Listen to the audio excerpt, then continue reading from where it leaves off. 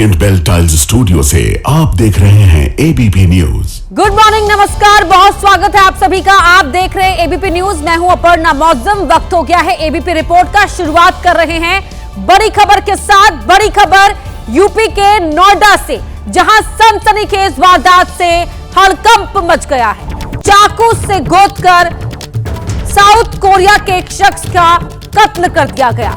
कत्ल का आरोप मृतक की दोस्त पर ही लगा है, जो मणिपुर की रहने वाली है। शराब पीते समय दोनों के बीच कहासुनी हुई थी। चाकू लगने के बाद युवक को अस्पताल लेकर लड़की ही पहुंची थी।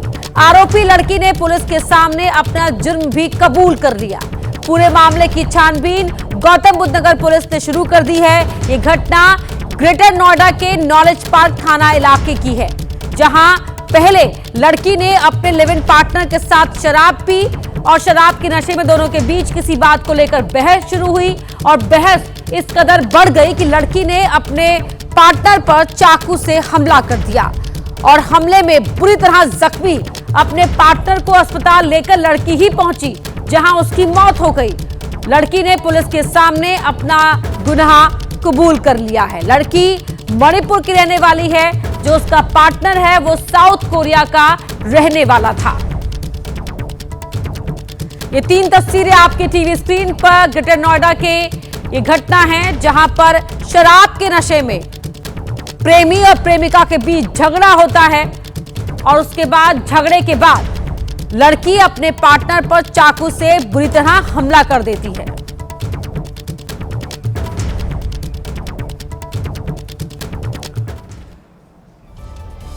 तो अब आपको ग्राफिक्स के जरिए इस केस की पूरी डिटेल बता देते हैं। ग्रेटर नोएडा की पॉश सोसाइटी में इस वारदात के बाद हड़कंप मचा हुआ है।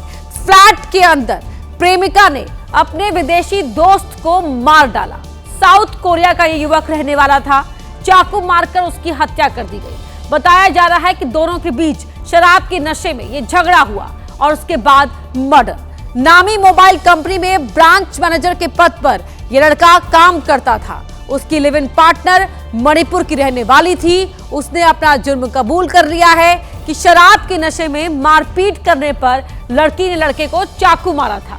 चाकू मारने के बाद युवक को अस्पताल लेकर लड़की पहुंची, जहां अस्पताल में डॉक्टर्स ने पुलिस को इन्फॉर्म किया। प्रेमिका ने हत्या की बात कबूल कर ली है और इस खबर से हड़कंप मच गया है। अगली खबर पंजाब के अमृतसर से है, जहां आम आदमी पार्टी के नेता की हत्या कर दी गई। शादी समारोह में सरेआम गोली मारकर कत्ल कर दिया गया। कत्ल का आरोप है 2 युवकों पर, जिन्होंने सरेआम सरपंच जरमल सिंह की हत्या कर दी। ये देखिए, ये वहां की घटना जो कैमरे में रिकॉर्ड हुई है। बड़े ही आराम से ये दोनों युवक आते हैं इस शादी समारोह में, जहां पर बड़ी संख्या में लोग मौजूद थे। देखिए, नीली जर्सी, काली जर्सी और बहुत नजदीक से आकर जरमल सिंह पर गोली चलाते हैं और वहां से भाग निकलते हैं। इससे पहले कि कोई कुछ समझ पाता, ये दोनों ही वहां से भाग जाते हैं, फरार हो जाते हैं। जरमल सिंह मृतक का नाम था, जो आम आदमी पार्टी के नेता थे और साथ ही एक गांव के सरपंच भी बताए जा रहे हैं। तो पंजाब में किस तरह गैंगस्टर्स का आतंक है कि जरमल सिंह की सरेआम हत्या कर दी गई। आम आदमी पार्टी के सरपंच नेता शादी समारोह में हमलावरों ने बेहद नजदीक से सिर पर गोली मारी और फरार हो गए। सरपंच जरमल सिंह ने अस्पताल ले जाते समय दम तोड़ दिया और ये दोनों ही बदमाश वहां लगे सीसीटीवी में रिकॉर्ड हुए हैं। पुलिस तलाश कर रही है। गैंगस्टर डोनी दासूवाल और बम्बिहा गैंग ने इस वारदात की जिम्मेदारी ली है। तो पंजाब में गैंगस्टर्स का आतंक एक बार फिर देखने को मिला है, जहां शादी समारोह में लोगों की भीड़ के बीच में 2 बदमाश आते हैं, बेहद करीब से जरमल सिंह को गोली मारकर कत्ल कर देते हैं।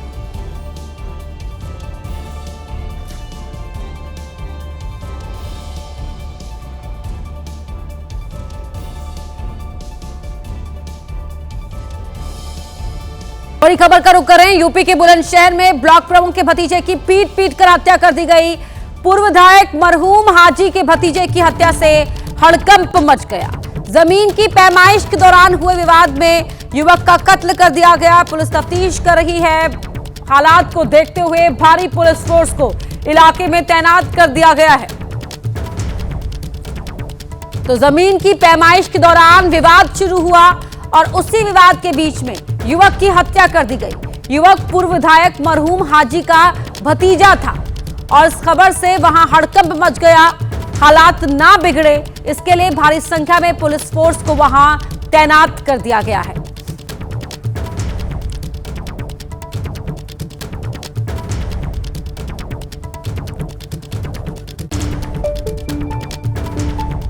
तो अभी तक जो ये प्रकरण पर समझ में आ रहा है उसमें लग रहा है कि वो जो मुमताज की बाग को खरीदने के लेकर के इसमें निश्चित तौर पर कई पक्ष हैं जो हम खरीदना चाहते हैं, हम खरीदना चाहते हैं, ऐसा इनके बीच में थोड़ी प्रतिद्वंदता दिख रही है बाग को लेकर के। अब वो कौन से लोग हैं जो दूसरे बाग खरीदना चाह रहे थे, जिनके पीछे ये लोग आ गए और मारपीट किए हैं वहां पे, ये थोड़ी तहकीकात के विषय है। ये हमारे दो भतीजे आ रहे थे, किसी बात पर गए होंगे, सामने 8-10 लोगों ने पहले कार से टक्कर मारी, फिर उनको उतार के पिस्टल विस्टल इन पे था वो सब छीन लिया और इनको मार दिया। एक की डेथ होगी, एक हॉस्पिटल। बड़ी खबर का रुख करें। बड़ी खबर राजस्थान से आपको बता दें, जहां के जालौर में बस पलटने से अफरा तफरी मच गई। नेशनल हाईवे 325 पर सांचौर से जयपुर जा रही बस पलटी है। हादसे में 2 लोगों की मौत की खबर है। करीब 20 यात्री घायल हो गए हैं। तस्वीरें आप टीवी स्क्रीन पर देख रहे हैं, जहां पर यह अफरा तफरी बता रही है कि कुछ यहां पर भयावह घटित हुआ है। और देखिए, यहां पर स्ट्रेचर में मरीजों को एम्बुलेंस तक ले जाते हुए लोग दिखाई दे रहे हैं। ये बस पलटने से ये भयानक हादसा हुआ नेशनल हाईवे 325 पर। इस हादसे में 2 लोगों की मौत हो गई है। करीब 20 यात्री जख्मी हुए हैं। राजस्थान का जालौर, जहां पर बस पलटने से यह अफरा तफरी मची हुई है। शराब पीकर गाड़ी चलाना जिंदगी को खतरे में डाल सकता है, लेकिन फिर भी कुछ लोग बाज नहीं आते और जान जोखिम में डालकर ड्राइविंग करने लगते हैं। कभी दाएं कभी बाएं, कभी सड़क पर तो कभी फुटपाथ पर, कभी पेड़ से टकराने से बचा तो कभी कार के सामने आने से बचा। नशे में धोती स्कूटी सवार या तो अपनी जान गंवा देता या तो दूसरे के लिए मुसीबत बन जाता। काफी देर तक ये इसी तरह सड़क पर चलता रहा और लोग इसका वीडियो बनाते रहे। अरे पायलट भाई पायलट। हैरानी की बात यह भी थी कि लोग इसे रोकने की बजाय इसका वीडियो बना रहे थे, ये जानते हुए भी कि हादसे का शिकार हो जाएगा। कुछ दूर आगे चलने के बाद ये शख्स किनारे रखी बैरिकेडिंग से टकरा गया। वहां कुछ पुलिस वाले मौजूद थे जो कुछ समझ पाते उससे पहले ही ये सड़क के दूसरे किनारे पर जाकर खुद गिर गया। अरे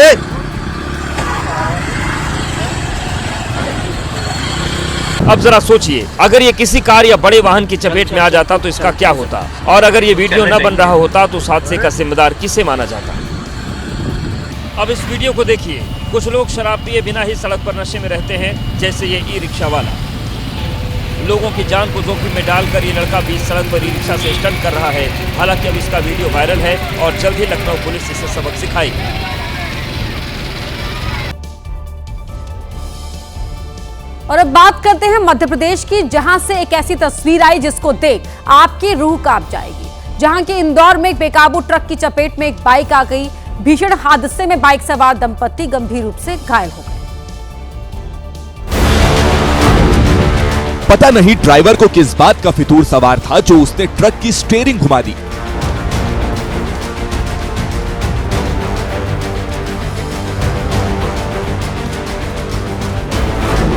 अचानक सीधे जाता ट्रक बाईं तरफ मुड़ गया। ट्रक ड्राइवर की इस भारी चूक ने बाइक सवार पति पत्नी को सड़क से सीधे अस्पताल पहुंचा दिया। पीछे से आ रही गाड़ी के डैश कैम में ट्रक ड्राइवर की करतूत कैद हो गई।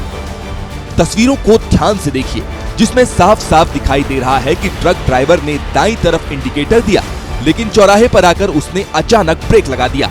बाइक सवार ट्रक के बगल से निकलने की कोशिश करने लगा, लेकिन तभी ट्रक ड्राइवर ने अपनी गाड़ी बाईं तरफ मोड़ दी और ट्रक उनको कुचलता हुआ आगे बढ़ गया।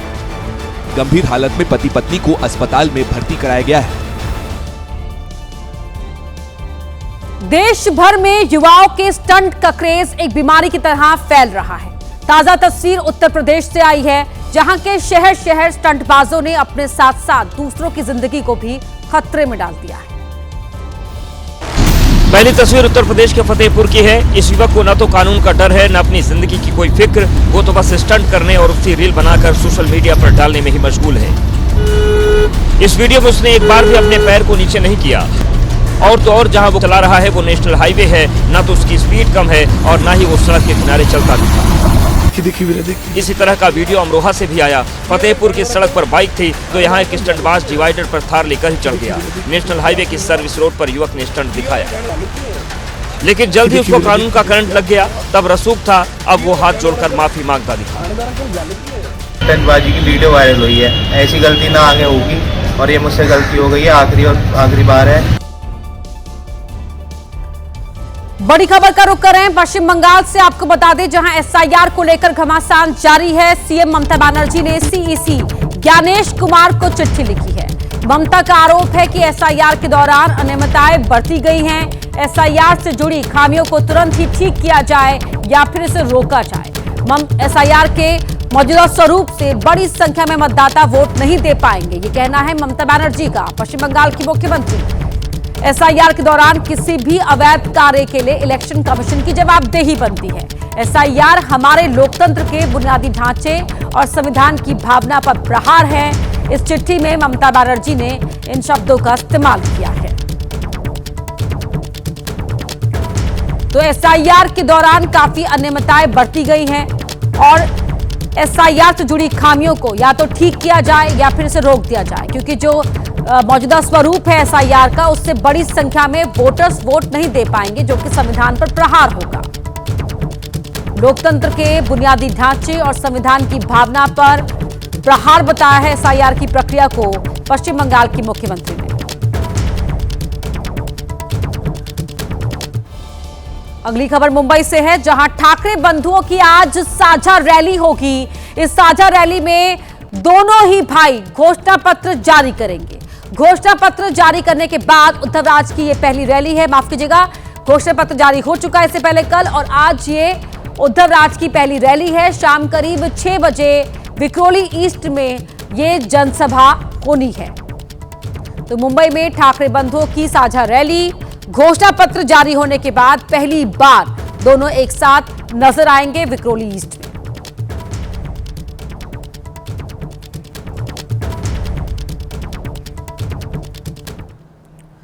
तो मुंबई का महापौर कौन बनेगा, इसका जवाब चुनाव के बाद मिलेगा, लेकिन उससे पहले ही राजनीतिक दल बीएमसी चुनाव में बुर्का, मराठी और हिंदू मुस्लिम का नैरेटिव सेट करने में जुटे हैं।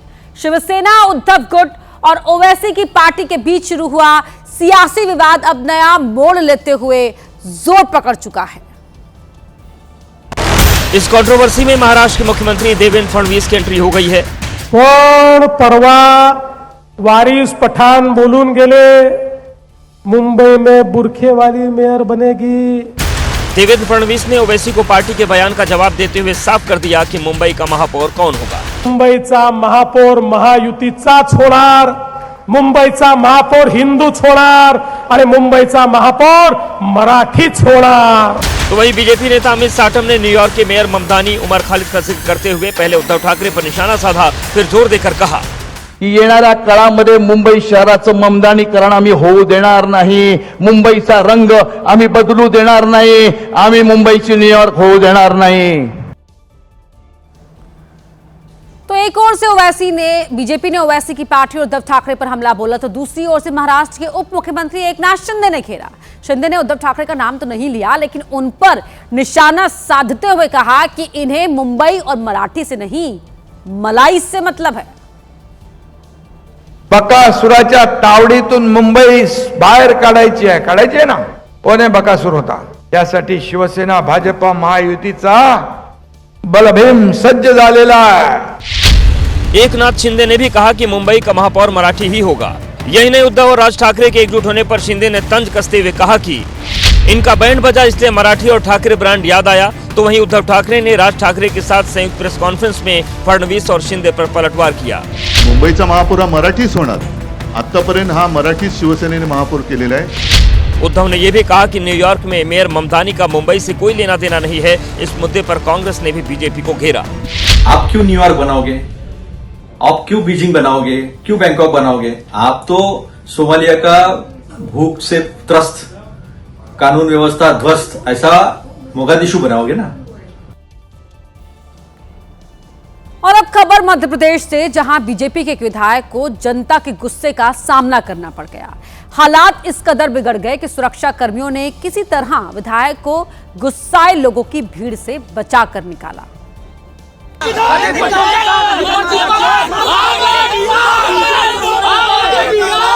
गुस्साए लोग नारेबाजी कर रहे थे और विधायक कुर्सी पर बैठकर आग सेक रहे थे। कुछ देर में हालात बिगड़ गए और सुरक्षाकर्मी विधायक को घेरा बनाकर यहां से निकालने लगे।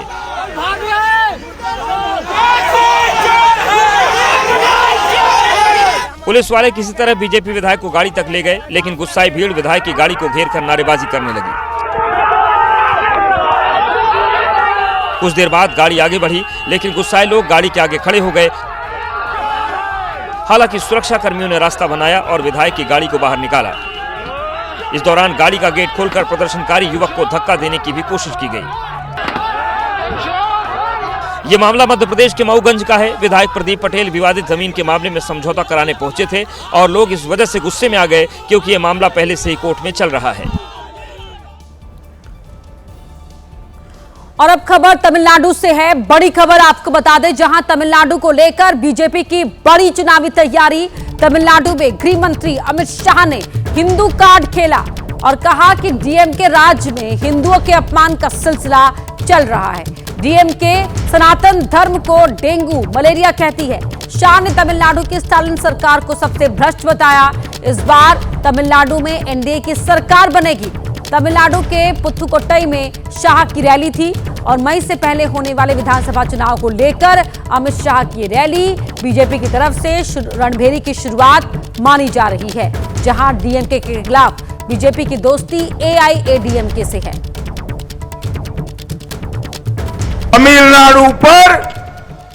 तमिलनाडु में हिंदू आस्था के, हिंदुओं के विश्वास के अपमान का सिलसिला इन्होंने चलाकर रखा है।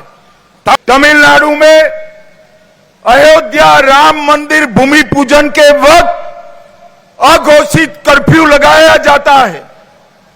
मैं स्टालिन जी को कहना चाहता हूं, हमारे संविधान की मर्यादाओं को आपने हिंदू समाज पर अत्याचार कर तोड़ने का काम किया है।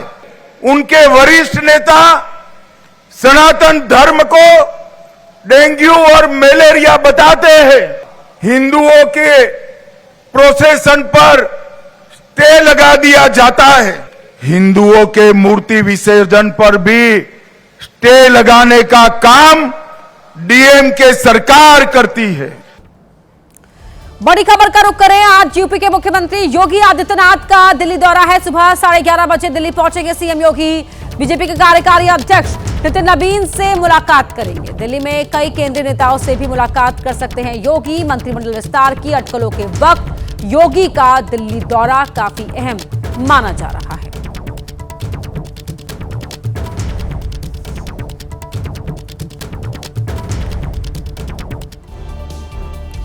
बच्चों को स्कूल में खेलकूद के लिए प्रेरित किया जाता है, लेकिन महाराष्ट्र में 14 साल के एक छात्रा के लिए जानलेवा साबित हुआ। 3 जनवरी को स्कूल की तरफ से मैराथन का आयोजन किया गया था। 14 साल की रोशनी भी इसी दौड़ में दौड़ रही थी। रोशनी ने न सिर्फ इस मैराथन में हिस्सा लिया था, बल्कि वो तीसरे नंबर पर भी आई। लेकिन जब मैराथन खत्म हुई तो जीत का जश्न मनाने से पहले ही उसे सांस लेने में तकलीफ होने लगी। रोशनी वहीं जमीन पर बैठ गई और कुछ देर के बाद बेहोश हो गई। इसके बाद स्कूल ने फौरन रोशनी को अस्पताल भेजा, लेकिन डॉक्टर्स ने उसे मृत घोषित कर दिया। कहा जा रहा है कि रोशनी को हार्ट अटैक आया था। हालांकि अभी पोस्टमार्टम रिपोर्ट का इंतजार हो रहा है। रोशनी गोस्वामी 10वीं की छात्रा थी, जो भारतीय एकेडमी इंग्लिश हाई स्कूल में पढ़ती थी। बिहार के हाजीपुर से हैरान करने वाला एक मामला सामने आया। यहां पुलिस वालों पर आरोप है कि उन्होंने चोर के घर में ही चोरी की वारदात को अंजाम दे डाला। जमीन पर बिखरा ये सारा सामान चोरी का है और इस सामान को बिलनपुर गांव के रहने वाले रामप्रीत सहनी के घर से बरामद किया गया है। इस चोर गिरोह में रामप्रीत सहनी की पत्नी भी शामिल थी, जिसे पुलिस ने गिरफ्तार कर लिया। लेकिन सवाल तब उठने लगे जब रामप्रीत सहनी ने दावा किया कि उसके घर में 2 किलो सोना और 6 किलो चांदी भी थी, जिसे पुलिस वाले अपने साथ ले गए थे। लेकिन जब खुलासा करने की बारी आई तो सोना चांदी छिपा दिया गया और सिर्फ बर्तनों की चोरी की बात मीडिया के सामने कही गई। 31 दिसंबर को रामप्रीत सैनी के घर एसएचओ और दरोगा ने छापा मारा था। दावा तो ये भी है कि छापेमारी में लाखों रुपए कैश बरामद हुए, लेकिन पुलिस वालों ने उसका जिक्र तक नहीं किया। अब गांव वाले भी खुलकर सारी बात कहने लगे हैं।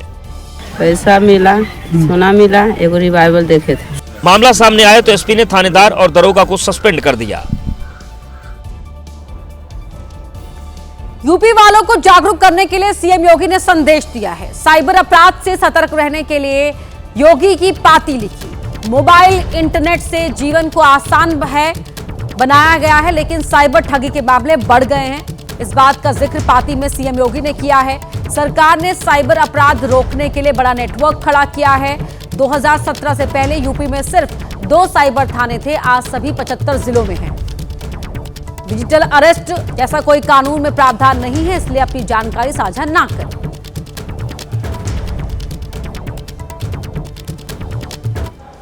वंदे मातरम पर छिड़ी बहस के बीच एआईएमआईएम अध्यक्ष का बयान सामने आया है। असदुद्दीन ओवैसी अल्लाह के अलावा किसी की इबादत नहीं कर सकता है, ये ओवैसी ने ये बात कही है। बीजेपी संघ चाहते हैं कि अल्लाह को छोड़कर किसी और की इबादत करें। संविधान में अपने मजहब पर चलने की आजादी मिली है। कि आपको आजादी है अपने मजहब पर चलने की, आपको सोच की आजादी है। मैंने कहा जब 24 जनवरी 1950 को हमने अपने आप को संविधान दिया, ये लिख कर दिया, तो कैसे बीजेपी और आरएसएस के लोग हमसे कह रहे हैं कि हम अल्लाह को छोड़कर किसी और की इबादत करें। बात करते हैं उत्तर प्रदेश के संभल की, जहां एक बार फिर योगी सरकार का बुलडोजर गरजा है। इस बार एक्शन उन अवैध मस्जिद और मजारों पर हुआ जिन्हें जबरन कब्जा करके सालों पहले बनाया गया था। सलेमपुर सालार गांव में जैसे ही अवैध मजारों पर बुलडोजर एक्शन शुरू हुआ, हड़कंप मच गया। स्थानीय प्रशासन ने 2 बुलडोजरों से अवैध निर्माण को गिराना शुरू कर दिया। बुलडोजर एक्शन तब तक जारी रहा जब तक मजार पूरी तरह से जमींदोज नहीं हो गए। इससे पहले कल देर शाम ग्रामीणों ने खुद ही मदीना मस्जिद को गिरा दिया था। प्रशासन ने मस्जिद कमेटी को 3 जनवरी तक की मोहलत दी थी। दरअसल ये जमीन 2000 में गरीब परिवारों के लिए आवास आवंटन के लिए अलॉट की गई थी, लेकिन आरोप है कि 2005 में इस भूमि पर कब्जा कर मस्जिद बना दी गई। प्रशासन ने मस्जिद कमेटी पर 8,78,000 रुपए का जुर्माना लगाया है।